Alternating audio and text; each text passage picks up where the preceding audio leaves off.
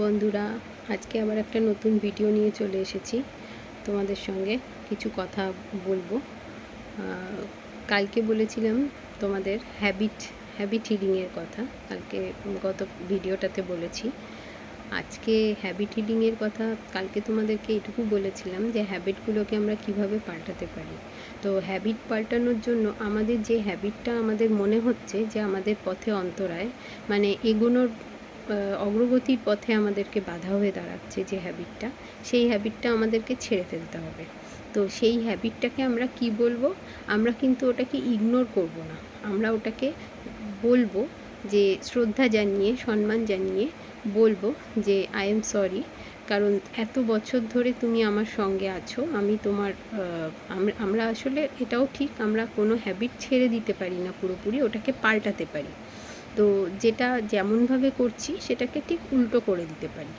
তো বলবো যে আই এম সরি, কারণ আমি এত বছর ধরে তোমাকে এভাবেই রেখেছি সঙ্গে, এটার জন্য আমি 100% রেসপন্সিবল।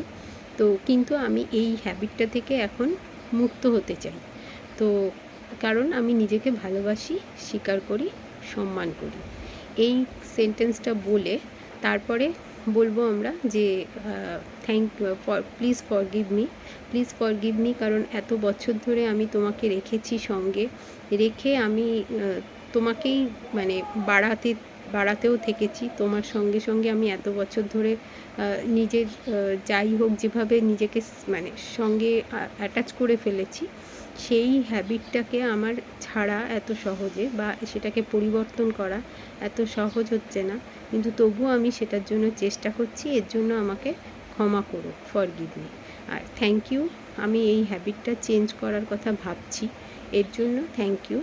তুমি আমাকে এই হ্যাবিটটা চেঞ্জ করার কথা ভাবতে সাহায্য করছো, এর জন্য ধন্যবাদ।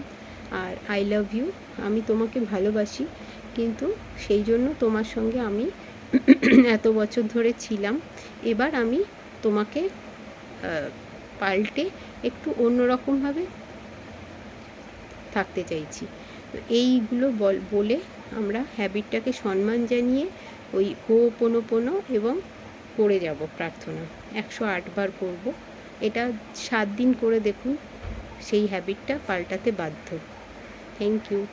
আমার চ্যানেলটাকে একটু সাবস্ক্রাইব করে, কমেন্ট করে, লাইক করে, শেয়ার করবেন।